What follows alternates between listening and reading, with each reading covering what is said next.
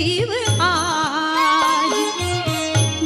ओम शांति। 24 सितंबर 2022। अभी पढ़ते प्यारे शिव बाबा की मुरली। मीठे बच्चे, पहला पहला निश्चय करो कि मैं आत्मा हूँ। प्रवृत्ति में रहते अपने को शिव बाबा का बच्चा और पोतरा समझकर चलो, यही मेहनत है। प्रश्न, तुम सब पुरुषार्थी बच्चे किसे गुह्य राज को अच्छी तरह जानते हो? उत्तर, हम जानते हैं कि अभी तक 16 कला संपूर्ण कोई भी बना नहीं है।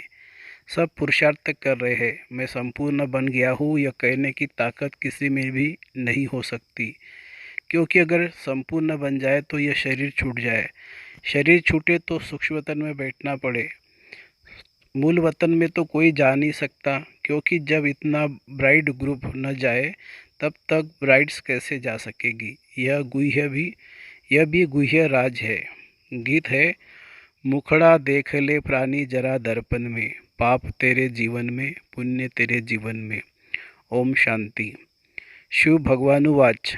अब यह तो बच्चे समझ गए हैं कि इनका नाम शिव तो नहीं है, वह तो है निराकार शिव। भगवानुवाच। बच्चे समझते हैं कि निराकार तो शिव बाबा को ही कहा जाता है और कोई मनुष्य मात्र के लिए नहीं कहेंगे। निराकार पतित पावन शिव बाबा ही ज्ञान का सागर है। वह इस तन द्वारा बैठ समझाते हैं, उसे ही परमपिता परमात्मा कहते हैं। पिता को और अपनी आत्मा को समझना है। मनुष्य को अपनी आत्मा का पता नहीं है कि आत्मा क्या चीज़ है। अंग्रेजी में कहा जाता है सेल्फ रियलाइजेशन। सेल्फ यानी आत्मा क्या वस्तु है। भल कहते भी है भ्रुकुटी के बीच में सितारा रहता है। बस सिर्फ कहने से मात्र कह देते हैं आत्मा स्टार है। निराकार है तो उनका बाप भी तो निराकार होगा। छोटा बड़ा तो हो नहीं सकता। जैसे आत्मा है वैसे परमात्मा है। वह है सुप्रीम, सबसे उच्च ते उच्च। पहले तो आत्मा को समझना है कि आत्मा किसकी संतान है, वह कैसे पतित से पावन बनती है, वह कैसे पुनर्जन्म लेती है। कुछ भी जानते नहीं है। पहले तो यह नॉलेज चाहिए कि आत्मा क्या वस्तु है। बाप ही आकर आत्माओं को बतलाते हैं कि आत्मा स्टार मिसल है, अति सूक्ष्म है।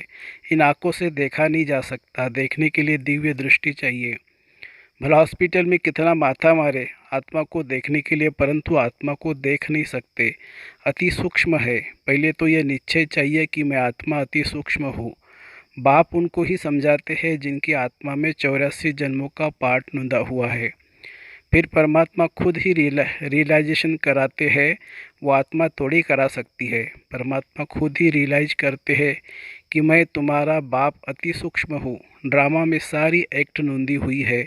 इनके पाठ में कुछ भी चेंज हो नहीं सकता। बाप कहते हैं मैं किसको बीमारी आदि से ठीक करने की थोड़ी आता हूँ। ये जिस्मानी बीमारी आदि तो कर्म भोग है। तुम तो मुझे कहते ही हो, हे पतित पावन, नॉलेजफुल ज्ञान का सागर आओ, हमको आकर पावन बनाओ, राजयोग भी सिखाओ। परमात्मा को ही बुलाते हैं। फिर बीच में श्री कृष्ण कहाँ से आया? श्री कृष्ण को सभी गॉडफादर थोड़ी कहेंगे। सभी आत्माओं का बाप निराकार है। वह है दुखहर्ता सुख करता। वह कैसे आया, कैसे पाठ बजाया, यह कुछ भी जानते नहीं है। शास्त्रों आदि में तो कुछ है नहीं। गीता है सर्वशास्त्रों में शिरोमणि। जिस गीता से ही सतयुगी आदि सनातन देवी देवता धर्म की स्थापना हुई। पीछे फिर बाल बच्चे आए। धर्मशास्त्र मुख्य कौन से है, उस पर बाप समझाते हैं।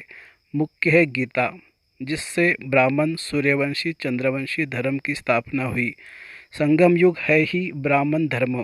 तुम जानते हो बाबा हमको ज्ञान सुना रहे, जिससे हम शूद्र से ब्राह्मण बनते हैं, फिर सूर्यवंशी चंद्रवंशी बनेंगे। ये तो पक्का याद कर लेना चाहिए। परमपिता परमात्मा ने ब्राह्मण देवता क्षत्रिय धर्म की स्थापना की। बाबा ने आत्मा पर ही समझाया है। कई बच्चे अपने को आत्मा समझ बाप को याद करने में मूंझते हैं। अरे तुम आत्मा हो ना, तुम्हारा बाप है शिव। जैसे आत्मा ऑर्गन्स बिना कुछ भी कर नहीं सकती, वैसे निराकार बाप को भी तो ऑर्गन्स चाहिए ना। वह इसमें आकर समझाते हैं आत्मा का रूप क्या है, परमात्मा का रूप क्या है। यह तो कहने मात्र कहते हैं। परमात्मा का रूप बिंदी है, परंतु उसमें कैसे अविनाशी पाठ नूंदा हुआ है, जो कब मिटने वाला नहीं है। ये कोई नहीं जानते, परंतु पाठ अनादि परंपरा से चले आते हैं। इनकी कब एंड नहीं होती है। पुरानी दुनिया की एंड हो तब तो दुनिया हो। बाबा ही आकर पतित दुनिया को पावन बनाते हैं। बाबा ने समझाया है, मुख्य धर्म शास्त्र है ही चार, जिससे चार धर्मों की स्थापना होती है। पहले है पहले है गीता, फिर इस्लामी धर्म का शास्त्र, बौद्ध धर्म का शास्त्र, क्रिश्चियन धर्म का, फिर वृद्धि होती है। यह सब गीता के पुत्र पोत्रे हो गए, इसलिए गाया जाता है श्रीमद् भगवद गीता, जो बाप ने गाई है। बाप कहते हैं, न मैं मनुष्य हूँ न मैं देवता हूँ, मैं तो उच्च से उच्च निराकार परमात्मा हूँ। मैं कल्प कल्प इस साधारण तन में पढ़ाने आता हूँ। तुम जानते हो कि अभी हम बरोबर ब्राह्मण बने हैं, फिर सो देवता बनेंगे। वृद्धि तो होती जाती है। हाँ, कोई बीके बनना मासी का घर नहीं है। समझाया जाता है कि गृहस्थ व्यवहार में रहते अपने को शिव बाबा का बच्चा समझो। तुम शिव बाबा के पोतरे भी हो तो बच्चे भी हो। अज्ञान काल में ऐसे नहीं कहेंगे कि मैं दादे का पोतरा भी हूँ बच्चा भी हूँ। तुम बच्चे दादे के हो शिववंशी। फिर शिव बाबा एडॉप्ट कर बीके बनाते हैं। वह निराकार हो गया, वह साकार हो गया। निराकार बाप के तुम बच्चे हो। फिर कहते हो, ब्रह्मा द्वारा मैं तुमको एडॉप्ट करता हूँ, तो ब्रह्मा के बच्चे बने होने के कारण तुम मेरे पोतरे हो। तुमको वर्षा शिव बाबा से मिलता है। बाकी धर्मशास्त्र उसको कहा जाता है जिसमें धर्म स्थापन होता है। वेदों से कौन सा धर्म स्थापन हुआ? कुछ भी नहीं। जा महाभारत भी धर्मशास्त्र नहीं है। बाइबल धर्मशास्त्र है। गीता से तो देवता धर्म स्थापन हुआ। बाकी भागवत रामायण में तो दंत कथाएं लिख दी है, वो तो धर्मशास्त्र नहीं है। मूल बात है कि आत्मा को समझना है। वह फिर कहते हैं आत्मा निर्लेप है, तो उल्टा हो गया ना। वास्तव में आत्मा ही शरीर द्वारा खाती है, वासना लेती है, दुख सुख आत्मा ही फील करती है ना। महात्मा पापात्मा कहा जाता है। फिर आत्मा सो परमात्मा कर दिया है तो रॉन्ग हो गया। सेंटर पर आने वाले कई बच्चों को यह भी पता नहीं है कि आत्मा क्या चीज़ है। तुम खुद कहते हो आत्मा स्टार है, उनमें ही सारा पाठ भरा हुआ है। आत्मा अति सूक्ष्म है। आत्मा को कब देख नहीं सकते हो। हाँ, बाबा दिव्य दृष्टि से साक्षात्कार करा सकते हैं। साक्षात्कार किया फिर गुम हो जाएगा। फिर भी तुमको बुद्धि से निश्चय तो करना पड़ेगा ना कि हम आत्मा अति सूक्ष्म है। जैसे विवेकानंद का मिसाल सुनाते हैं कि उनको ज्योति का साक्षात्कार हुआ। देखो, ज्योति उनसे निकलकर मेरे में समाई, परंतु यह तो साक्षात्कार हुआ, बाकी समाने की तो बात ही नहीं है। आत्मा का साक्षात्कार हुआ तो क्या? आत्मा तो तुम हो ही। कितने फालतू महिमा लिख दी है। साक्षात्कार हुआ, अच्छा, उससे प्रारब्ध क्या है?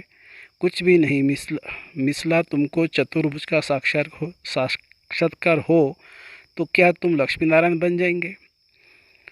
एम ऑब्जेक्ट का यह सिर्फ साक्षात्कार हुआ। बाप का भी क्या साक्षात्कार होगा? जैसे आत्मा स्टार है वैसे वह भी स्टार है। दिखाते अर्जुन ने कहा कि हजारों सूर्य से जास्ती तेज है, हम सहन नहीं कर सकते, बस करो बस करो। अब ये सब तो कुछ भी है नहीं।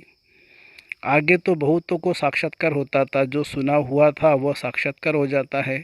समझते हैं हमारी मनोकामना पूरी हुई, परंतु इसमें तो कुछ भी फायदा नहीं है। बाप कहते हैं, मैं राजयोग सिखाकर पतित से पावन बनाने आया हूँ। ऐसे नहीं मुर्दे में श्वास डाल दूंगा। बीमारी है तो आओ डॉक्टर के पास, बीमारी है तो जाओ डॉक्टर के पास। हम तो आए हैं पावन बनाने। पावन बनो तो पावन दुनिया में चलेंगे। जरूर पति दुनिया का विनाश होगा, तब तो पावन दुनिया स्थापन होगी। महाभारत लड़ाई के बाद क्या हुआ? कुछ भी रिजल्ट दिखाते नहीं है। तुम बच्चों को अभी सृष्टि के आदि मध्य अंत का राज समझाते हैं। ये नॉलेज किसकी बुद्धि में है नहीं। आत्मा का ही ज्ञान नहीं है। बाबा से आकर पूछते हैं आत्मा क्या है। बाबा को याद कैसे करें? बाबा वंडर खाते हैं। सर्विस करने वाले बच्चों में भी आत्मा परमात्मा का ज्ञान नहीं है तो औरों को क्या सुनाते होंगे? हाँ, मुरली सुनाते रहते हैं। टीचर्स भी नंबरवार होती है, इसलिए मुख्य जो ब्राह्मणियाँ हैं उनको मुकर्रर किया जाता है कि क्लास में चक्कर लगाए। एक एक से पूछे कि आत्मा का रूप क्या है, परमात्मा का रूप क्या है। सुपरवाइज करनी चाहिए। जब तक अपने को आत्मा समझ बाप को याद न करे तो विकर्म विनाश भी हो न सके। मनुष्य बिल्कुल पत्थर बुद्धि है। उन्हें पारस बुद्धि बनाने में मेहनत लगती है। देलवाड़ा मंदिर में देखो, आदि देव का काला चित्र है, फिर ऊपर में स्वर्ग का सिंह बनाई है। मंदिर बनाने वाले तो करोड़पति है, जानते कुछ भी नहीं है। महावीर कहते हैं परंतु अर्थ कुछ भी नहीं समझते हैं। जगदम्बा महारानी बनती है ना, आदि देव की बेटी सरस्वती है। मंदिर तो अनेक बनाए हैं, ट्रस्टी लोग खुद भी जानते नहीं हैं। पुजारी भी कहेंगे हम तो संभालने के लिए बैठे हैं, मंदिर फलाने ने बनाया है, हम क्या जाने। मनुष्य आते हैं, माथा टेक कर चले जाते हैं। अब तुमको कितनी रोशनी मिली है, यह पढ़ाई है मनुष्य से देवता बनने की। मनुष्य गीता भवन बनाते हैं, परंतु गीता किसने रची ये किसी को पता ही नहीं है। बड़े बड़े करोड़पति बड़े बड़े मंदिर बनाते हैं, जानते कुछ भी नहीं है। बाप आकर सारे ड्रामा का राज तुमको समझाते हैं। अच्छा, और कुछ नहीं समझते हो तो सिर्फ शिव बाबा को याद करते रहो, यह भी अच्छा है। बाप को याद करते हैं ना, शिव बाबा है ही आत्माओं का बाप। मरने समय शिव बाबा के सिवाय और कुछ भी याद ना आए तो स्वर्ग में जाएंगे, कोई कम बात थोड़ी है। पहले पहले तो अपने को आत्मा निश्चय करना है, वह फिर परमपिता परमात्मा नाम उनका शिव है। आत्मा भी बिंदी रूप है, परमात्मा भी बिंदी है। जैसे आत्मा में 84 जन्मों का पाठ है, परमात्मा का भी पाठ है पतितों को पावन बनाने का। भक्ति में मैं सर्व की मनोकामनाएं पूर्ण करता हूँ। दिव्य दृष्टि की चाबी बाप के हाथ में है, यह भी ड्रामा में पार्ट बना हुआ है। नौंधा भक्ति से साक्षात्कार होना ही है। अशुद्ध कामनाएं शैतान माने रावण पूरी करता है। ये जो रिद्धि सिद्धि आदि सीखते हैं वह मेरा काम नहीं है। जिससे मनुष्य किसी को दुख देवे वह कामनाएं मैं पूरी नहीं करता हूँ। अभी सब बच्चे पुरुषार्थी है, 16 कला कोई बना नहीं है। जब तक विनाश हो तब तक पुरुषार्थ चलना ही है। किसी की भी ताकत नहीं जो कहे कि 16 कला संपूर्ण बन गए हैं, बन ही नहीं सकते। वह अवस्था होगी अंत में। भल कोई रात दिन उठकर बैठ जाए परंतु बन नहीं सकेगा। इस समय कोई कर्मातीत बन जाए तो शरीर छोड़ना पड़े, सूक्ष्म वतन में जाकर बैठना पड़े। मूल वतन में तो जा न सके, पहले ब्राइट ग्रुप जाए तब तो ब्राइट्स जाएगी। उनमें पहले कैसे जा सकते। बुद्धि भी कितनी दुरानदेशी चाहिए। अच्छा, मीठे मीठे सिखिलदे बच्चों प्रति माता पिता बाप दादा का याद प्यार और गुड मॉर्निंग।